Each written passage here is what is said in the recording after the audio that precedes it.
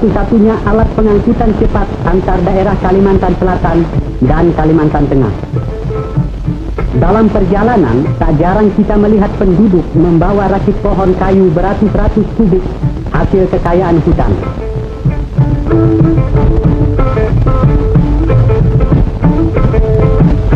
Semakin jauh ke pedalaman, tampak pula pasir memutih kuning di pantai sungai, tempat penghuni desa terpencil itu mendulang atau mencari emas.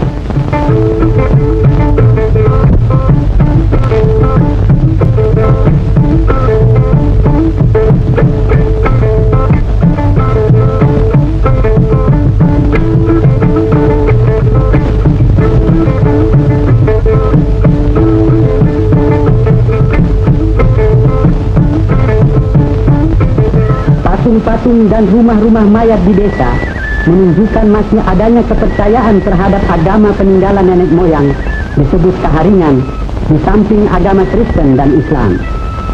Dikawal anjingnya yang setia, demikianlah keluarga ini selalu dengan rukun dan damainya keluar rumah mencari nafkah sehari-hari.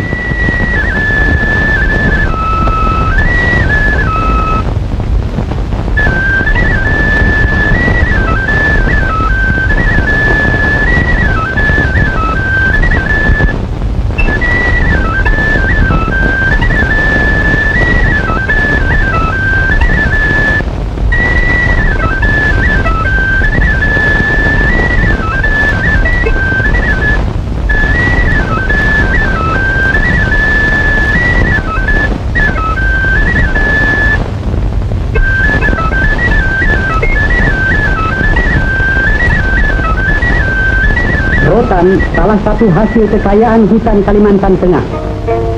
Selain sebagai sumber pencaharian menguntungkan bagi rakyat, juga menjadi bahan ekspor.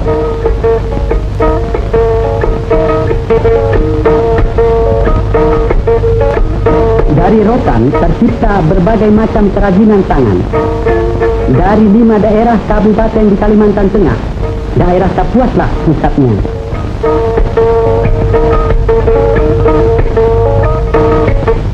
Wanita-wanitanya di sini terkenal pandai menganyam rotan, membuat topi, tas tangan, tempat-tempat rokok, tikar dan lain-lain anyaman halus indah berwarna-warna.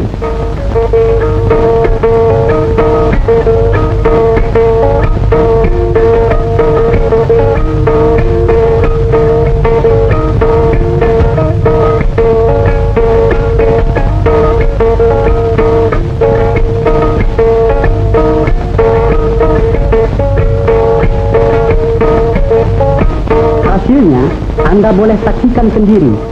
Boleh pilih mana suka.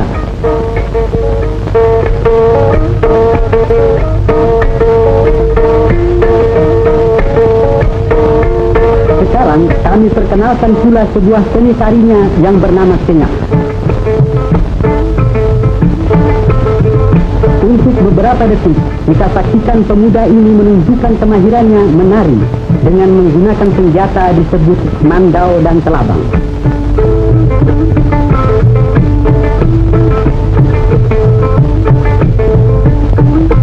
Tari Senyap menggambarkan keberanian dan kejujuran seorang pahlawan, melambangkan sifat penduduk asli Pulau Kalimantan umumnya, di samping rasa keindahan.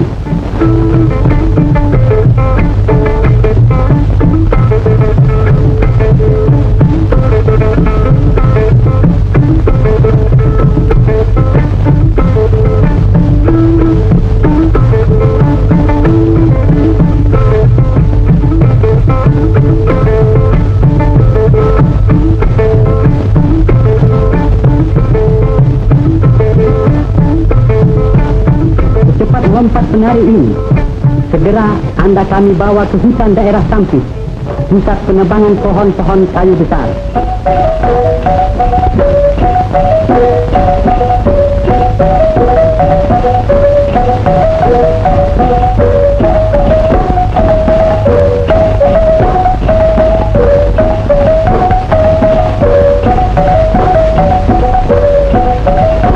Kayu memang menjadi kebanggaan Kalimantan Tengah sebagai hasil hutannya yang terbesar, bahan ekspor, banyak menghasilkan devisa negara.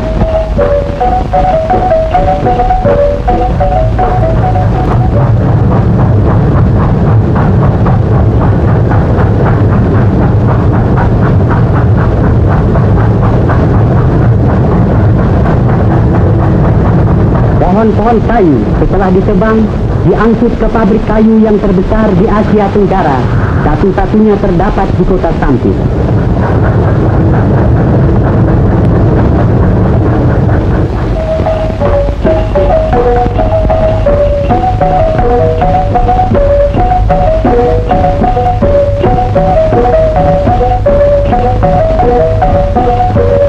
Dari kolam perendaman, kayu-kayu itu diseret naik ke dalam pabrik secara mekanis untuk segera masuk ke dalam gigi-gigi mesin gergaji.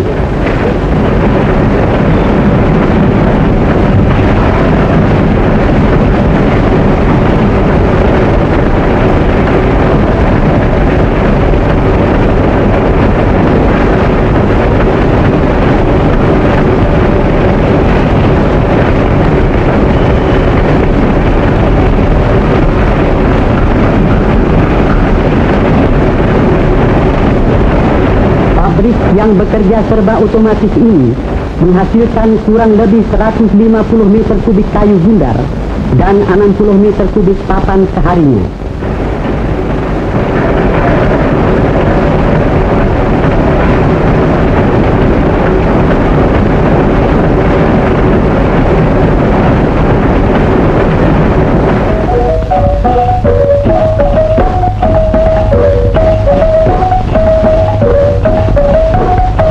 Sesuai dengan rencana Komando Operasi Gerakan Makmur, sejak tahun 1951 sudah dikerjakan dengan aktif pengerukan-pengerukan seperti pada kanal Basarang ini yang akan menghubungkan kota Kuala Kapuas dengan Sampit sepanjang 175 km tanpa melintasi lautan.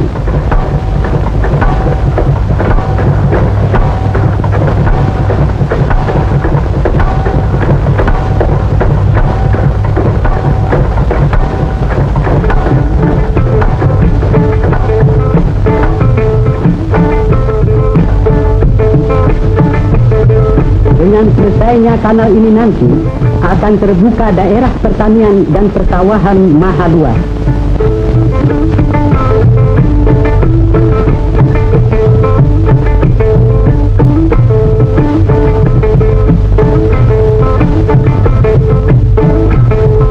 Objek transmigrasi Veteran di Mentaren, Kewedanan Kahayan, menampung transmigran dari Pulau Jawa.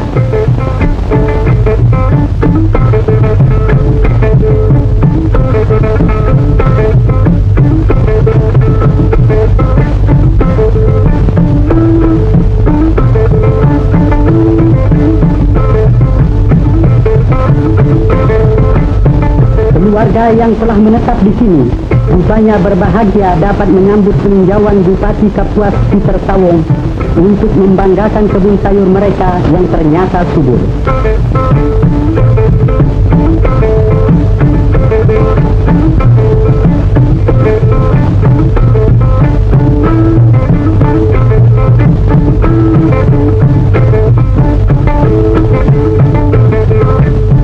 Anak-anak mereka gemuk-gemuk dan sehat. Bukti daerah ini memberi hasil tak mengecewakan.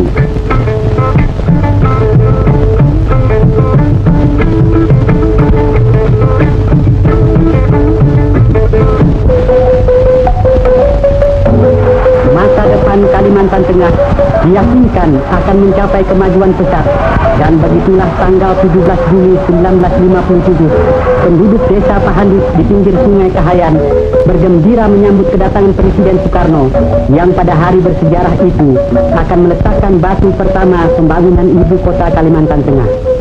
Secara adat, Presiden dipersilahkan memotong bamban yang menghalangi pintu gerbang desa Pahandut sebagai restu agar segala cita-cita baik ini tak ada rintangannya.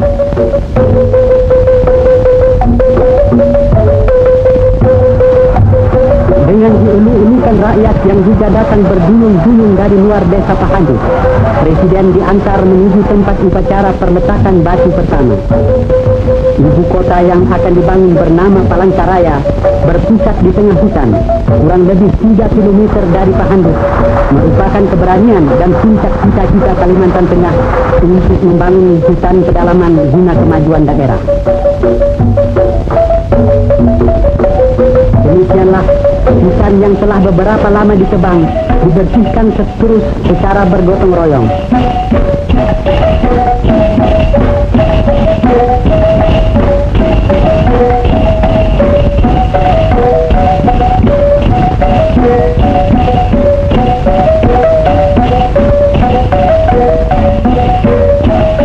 Pekerja-pekerja dari staf kantor pekerjaan umum Kota Palangkaraya mulai bergerak merintis hutan, mengatur pembuatan jalan-jalan raya.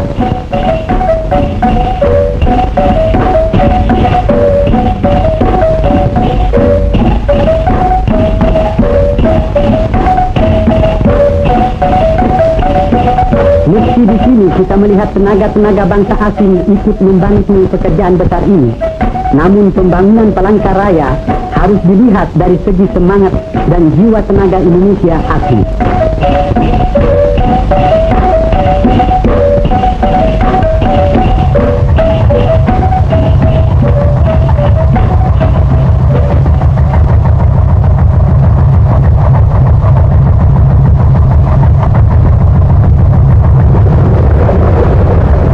Sebuah lapangan terbang diberi nama Penarong telah dibangun, dan jika sudah sempurnanya, bukan mustahil ia akan menjadi landasan puluhan kapal terbang seperti ini umpamanya.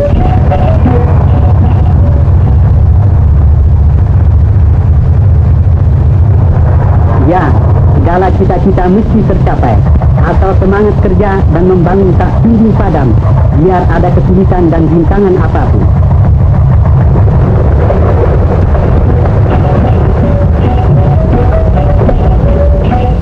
Daerah ibu kota Palangkaraya seluas 400 km persegi dipisahkan dari daerah Kabupaten Kapuas dan dipersiapkan segera menjadi daerah kota peraja.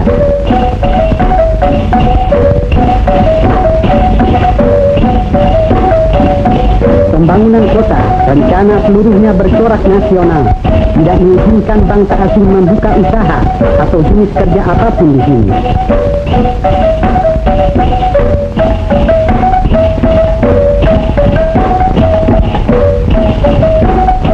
Palangkaraya dipilih pada suatu desa bernama Pahandut, antaranya atas dasar pertimbangan banyak tanah liat hingga mudah membuat bata setempat untuk gedung-gedung, hanya semen didatangkan dari luar.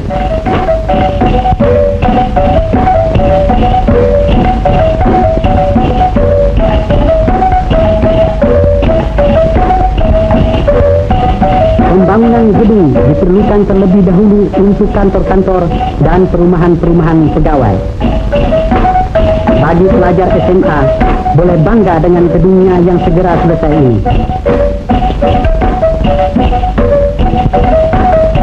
Kini kota Palangkaraya sudah berwujud nyata. Suasana kehidupan sudah berjalan. Pegawai yang hendak bertugas kantor nampak sibuk setiap pagi.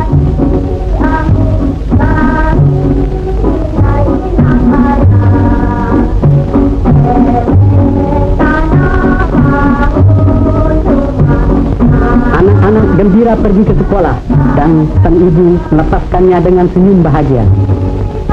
Kendaraan pegawai yang sedang lewat biasanya tak lepas dari serbuan anak-anak yang ingin menumpang.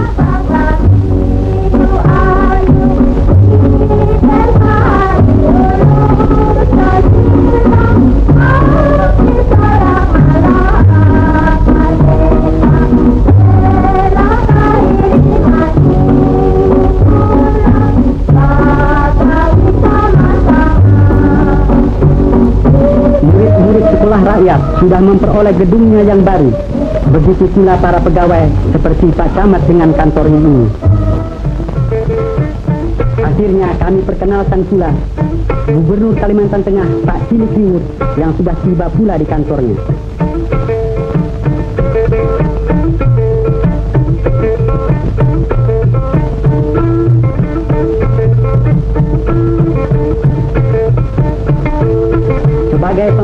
yang bertanggung jawab atas daerahnya, selalu beliau mengajak anggota staf pemerintahan merundingkan bagaimana sebaik-baiknya menyempurnakan pembangunan kota Palangkaraya.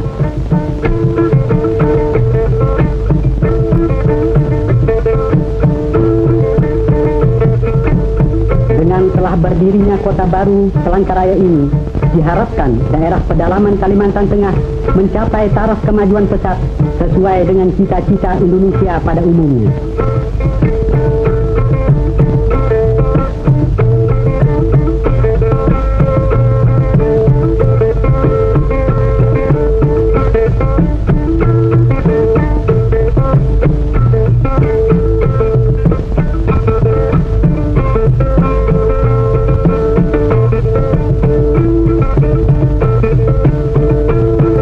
Kalimantan Tengah terus menanti pahlawan-pahlawan pembangunan Indonesia sejati.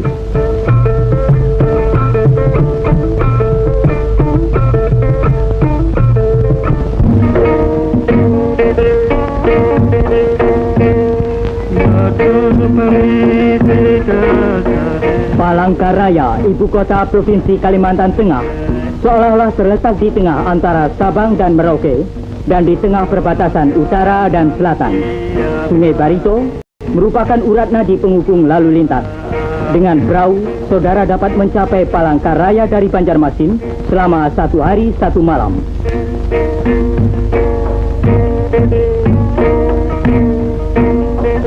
Palangkaraya, salah satu dari ibu kota provinsi yang terbaru, dapat saudara saksikan dari dekat. Palangkaraya yang berarti tempat suci yang besar, lahir dengan diletakkannya batu pertama oleh Paduka Yang Mulia Presiden Pemimpin Besar Revolusi kita, Bung Karno, pada tahun 1957.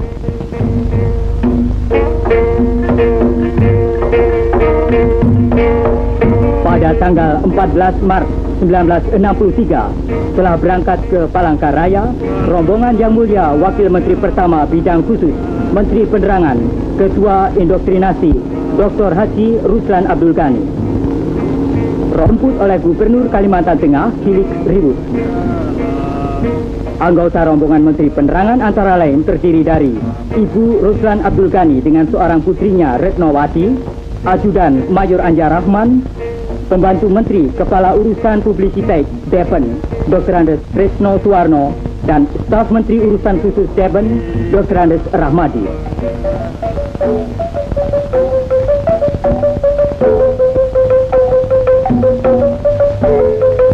Di Kuala Kapuas, perbatasan Provinsi Kalimantan Tengah, diadakan upacara adat potong pantan dengan mandau, yang merupakan suatu tradisi penyambutan seorang tamu besar sebelum menginjak tanah Kuala Kapuas.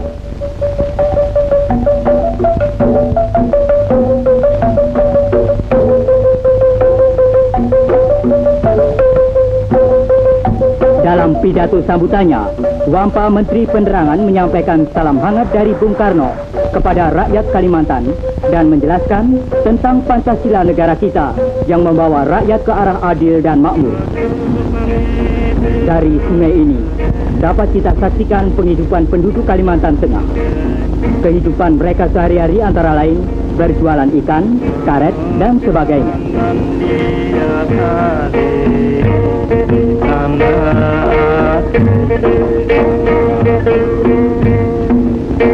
Seperti kita ketahui bahwa daerah Kuala Kapuas ini sangat terkenal dengan hasil rotannya.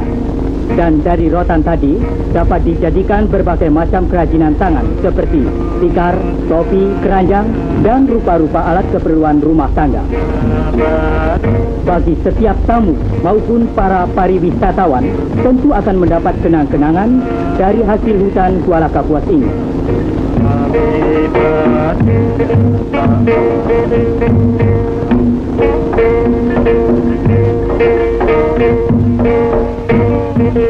Kini rombongan sampai di Palangkaraya.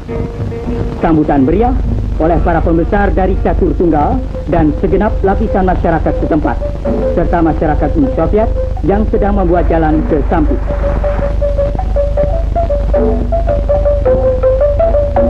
Ucapan selamat datang telah diucapkan oleh Gubernur Hilik Ribut. Sesuai dengan upacara adat, Menteri Dr. Haji Ruslan Abdul Ghani memperkenalkan diri dan menyampaikan maksudnya yang baik datang di daerah Kalimantan Tengah ini. Menginjak telur, potong pantan, dan dipupuri adalah suatu kehormatan bagi setiap tamu besar yang datang.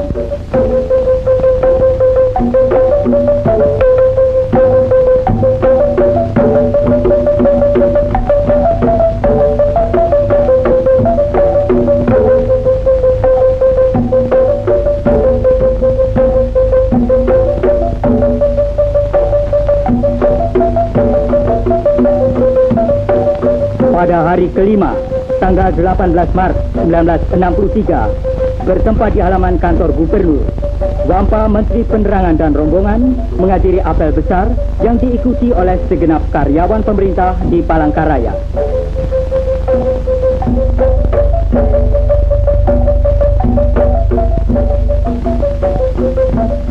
Hadir pula para peserta kursus dan latihan Manipur Ustek, alim ulama ke Kalimantan Tengah.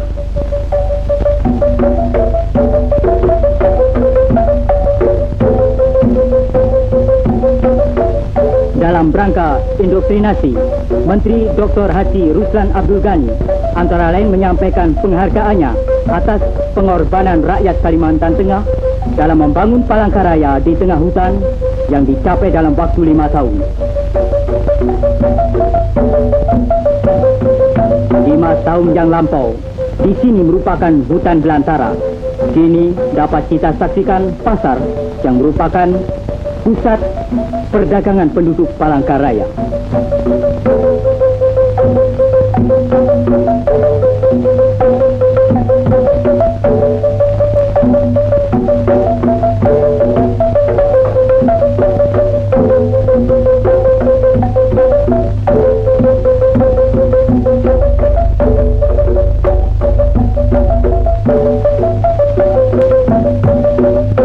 Pada malam resepsi yang dihadiri oleh segenap lapisan masyarakat, Wampa Menteri Penerangan antara lain mengatakan bahwa Pancasila sebagai ideologi negara kita sama dengan hati nurani manusia.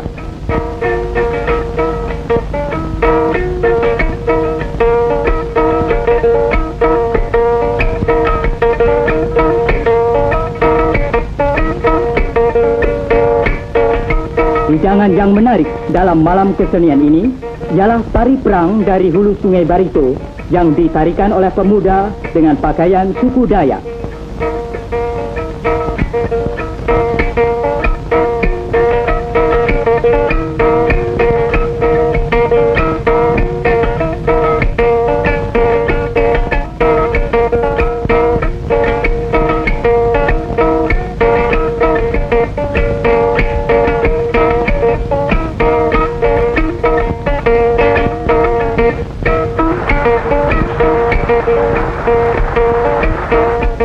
Gadis-gadis Kalimantan Tengah ini pun tak mau ketinggalan.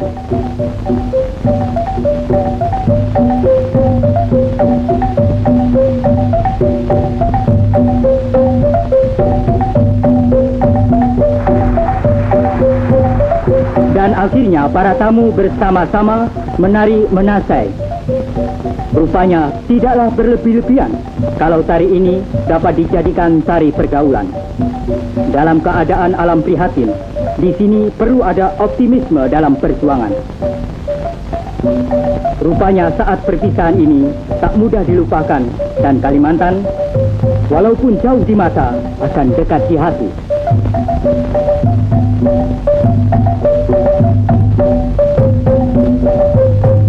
Peninjauan Wampa Menteri Penerangan, Ketua Panitia Pembina Jiwa Revolusi, Dr. Haji Ruslan Abdul Ghani, sungguh mengesankan dan tetap dikenang bahwa Palangkaraya adalah sebagai lambang kemampuan bangsa Indonesia. Palangkaraya terletak di tengah hutan belantara, merupakan kota yang serba baru yang timbul di tengah alam dan udara merdeka. Palangkaraya merupakan suatu bukti pula bahwa bangsa Indonesia bukan saja pandai meletakkan batu pertama, tetapi juga pandai meletakkan batu terakhir.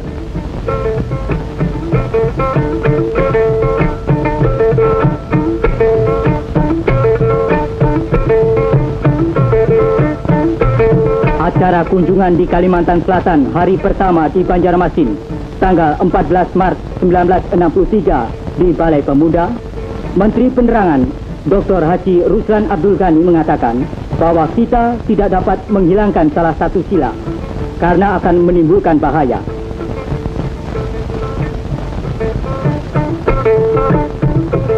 Dan menganjurkan kepada setiap warga negara agar mempelajari Undang-Undang Dasar 45 dan Revolusi Indonesia. Dan hari terakhir kepada para mahasiswa Universitas Lambung Mangkurat, menganjurkan agar para mahasiswa mengamalkan ilmunya. Kesan Menteri Penerangan Dr. Haji Ruslan Abdul Ghani antara lain bahwa Palangkaraya menunggu tangan dan otak bangsa Indonesia untuk membangun lebih lanjut.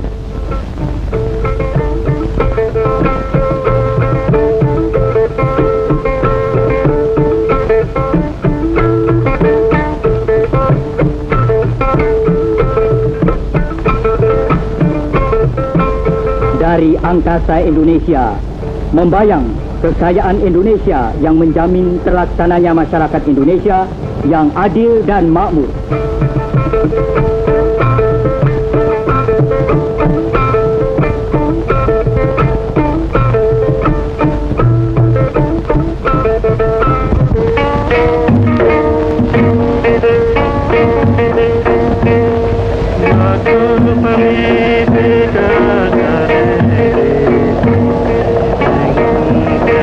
Di tepi Sungai Kahayan yang membelah Pulau Kalimantan ini, tegaklah kota besar Palangkaraya.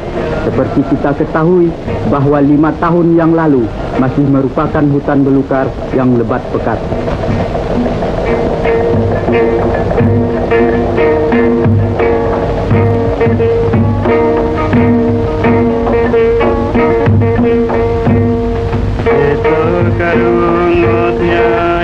Pada tanggal 17 Juli tahun 1957, di tempat ini, Presiden Soekarno meletakkan batu pertama kota Palangkaraya. Dengan demikian, mulailah terwujud ide yang dicetuskan oleh Gubernur Cilik Riwut, seorang putra Kalimantan asli, bersama-sama bekas Gubernur Kalimantan Milono, untuk membentuk daerah Swatantra tingkat 1 Kalimantan Tengah.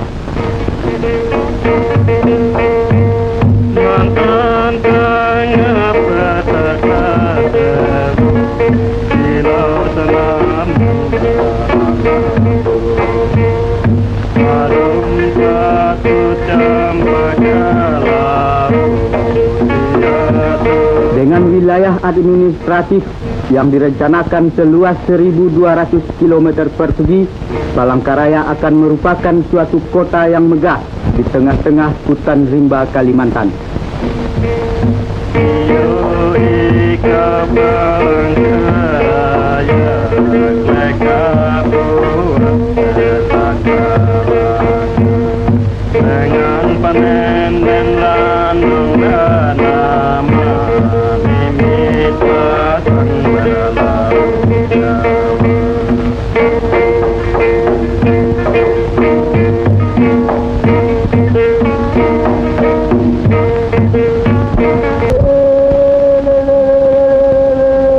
Kami ajak saudara mengenali penduduk Kalimantan Tengah dengan upacara keagamaan yang disebut Pesta Tewah, suatu upacara menghantarkan arwah-arwah ke surga loka.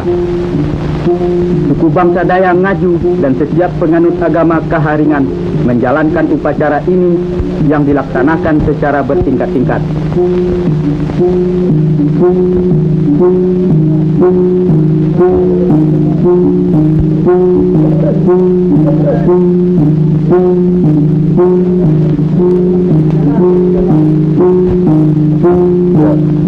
Mula-mula tulang digali dari dalam tanah. Setelah dibersihkan, kemudian ditaruh dalam peti.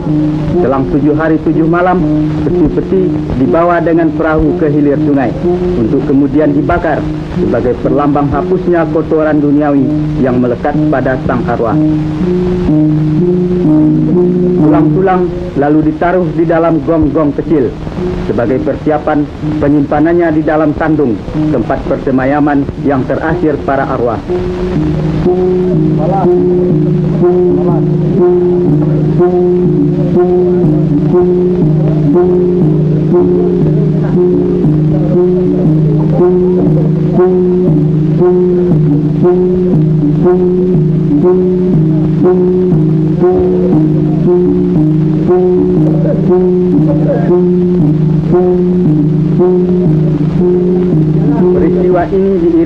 oleh semua anggota dewa melakukan permainan ini sebagai tanda sukaria dan syukur kepada Tuhan.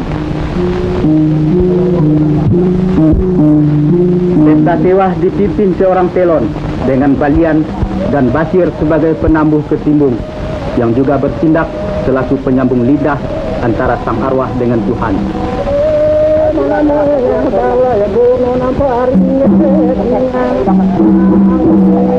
Kandung keluarga Tukus Jaga Nyaring yang sudah berbentuk modern ini ditewahkan sebanyak 27 arwah. Masing-masing keluarga memiliki sandungnya sendiri-sendiri.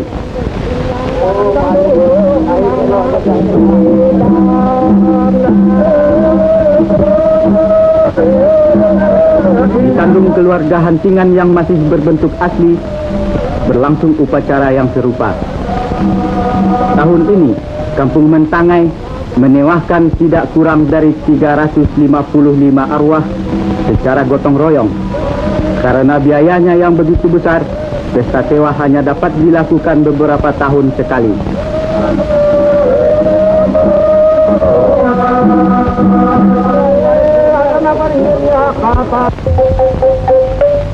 Penyimpanan tulang-tulang ke dalam das tandung ditutup dengan permainan perang-perangan di atas air yang disebut laluhan. Setelah kembali ke darat, palas agar terhindar dari bahaya.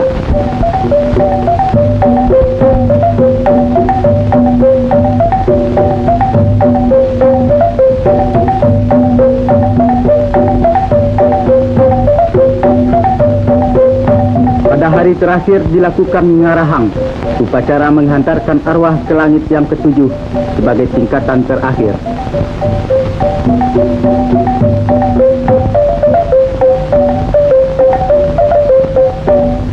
Sukma babi ini kelak akan turut mengiringi sang arwah ke tempat peristirahatannya yang terakhir. Malam harinya, seluruh anggota Tewah berpesta ria sambil menarikan manasai serta mengikuti acara deder tanda syukur kepada Tuhan.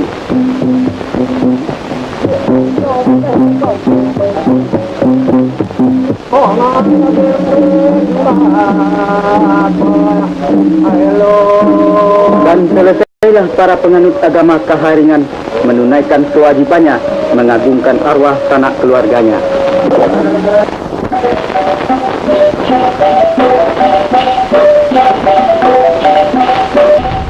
Dari pesta Tewah, mari kita saksikan usaha pembangunan Kalimantan Tengah.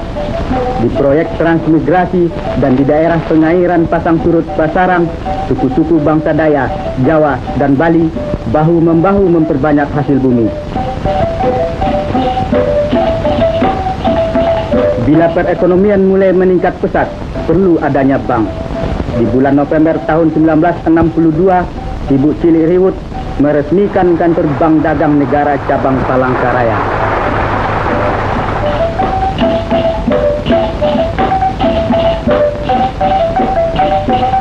Bagi putra-putri Kalimantan Tengah yang haus akan pengetahuan, dalam beberapa tahun saja, perkampungan pelajar Sanaman Mantikai ini telah dilengkapi dengan sekolah dasar, SMP, dan SMA.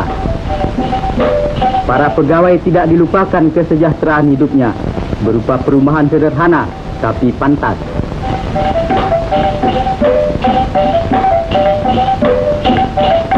Mari kita tinjau proyek pembuatan jalan, suatu proyek raksasa yang mendapat bantuan ahli-ahli teknik Rusia.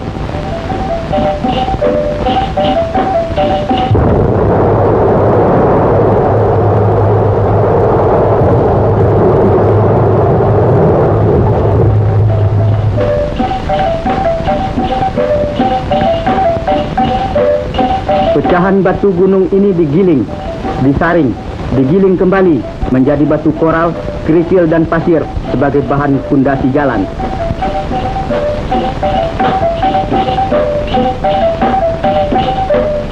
Tanpa batu koral dan kerikil, dinamit dan keringat, buldozer dan traktor, rawa-rawa dan hutan belukar tidak akan ditembusi jalan-jalan raya. Dan jalan raya adalah syarat mutlak bagi usaha pembangunan di segala lapangan. Kini alhamdulillah, jalan raya sepanjang 38 km antara Palangkaraya dan Tengkiling telah selesai. Tapi ini baru permulaan. Perjuangan fisik dan mental melawan alam harus berjalan terus. Kalimantan Tengah yang membangun berarti membangun hari depan Indonesia yang gemilang.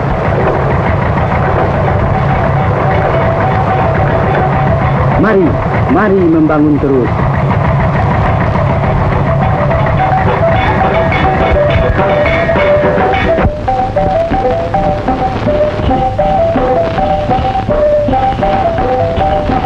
Daerah tingkat 1 Kalimantan Tengah dahulu merupakan rimba belantara belaka dengan sungai-sungai penuh riam dan rawa-rawa tak bertara, sukar ditembus manusia.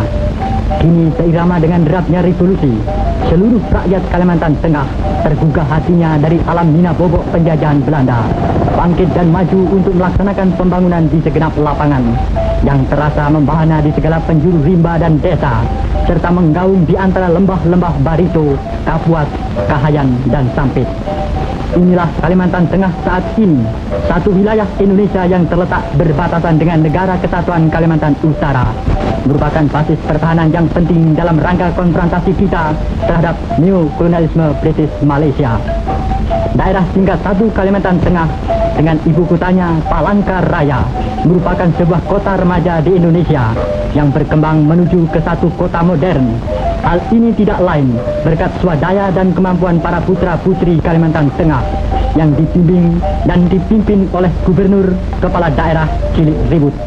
Rakyat Kalimantan Tengah berhasil memeras otak dan membanting raga untuk memenuhi panggilan suci Ibu Pertiwi sebagai yang dicanangkan oleh pemimpin besar revolusi Bung Karno.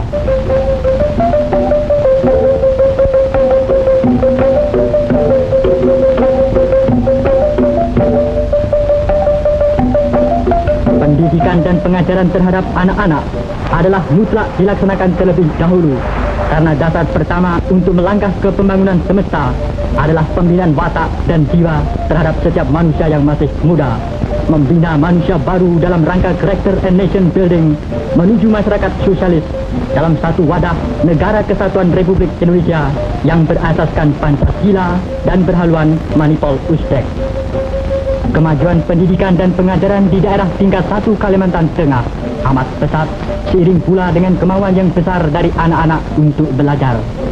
Kini terdapat 500 buah sekolah dasar, 50 buah sekolah lanjutan tingkat pertama, dan 10 buah sekolah lanjutan tingkat atas dengan jumlah siswa 75.000 orang.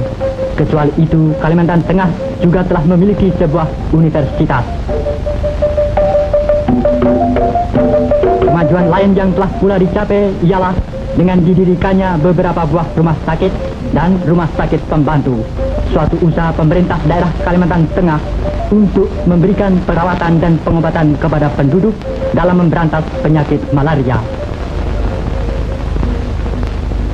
Sementara itu, para warga kota Palangkaraya dengan dipimpin sendiri oleh Gubernur Kepala Daerah Cilik Ribut menyambut kedatangan Yang Mulia Menteri Pekerjaan Umum dan Tenaga Mayor Jenderal Suprayogi bersama rombongan dari Jakarta. Kedatangan Menteri Suprayogi ke Palangkaraya ini dalam rangka peninjauannya ke proyek-proyek pembangunan saluran air minum dan jalan raya sepanjang 38 km antara Tengkiling dan Palangkaraya.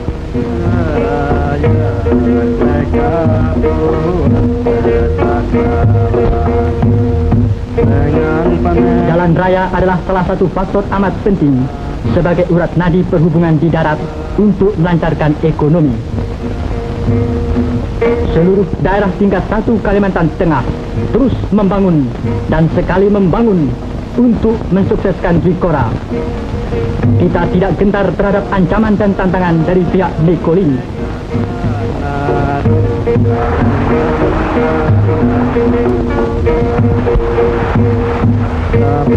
Rakyat daerah perbatasan Kalimantan Tengah siap melaksanakan komando pemimpin besar revolusi.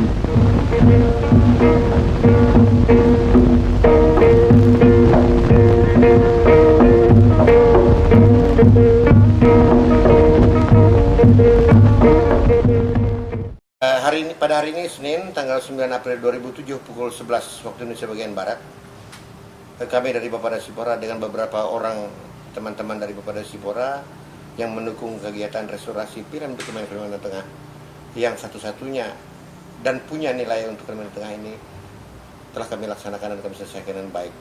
Pada kesempatan ini terima kasih tidak terhingga serta penghargaannya setinggi-tingginya untuk rekan-rekan kru, artinya tim dari Bapeda Sipora yang membantu kami dalam rangka restorasi film ini sehingga bisa dapat kita selesaikan dengan baik. Mudah-mudahan ini bermanfaat untuk hari kemudian dan untuk masyarakat Kalimantan Tengah pada umumnya. Terima kasih.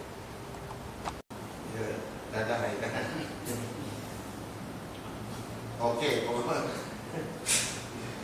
kru restorasi film dokumenter Kalimantan Tengah bekerja di lab video conference Bapeda Sipora pada hari ini, hari terakhir recording tanggal 10 April 2007. Semoga menjadi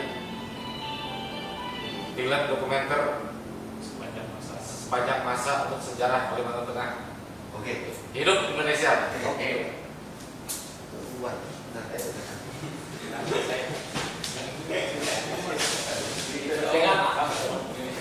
Semua pemandangan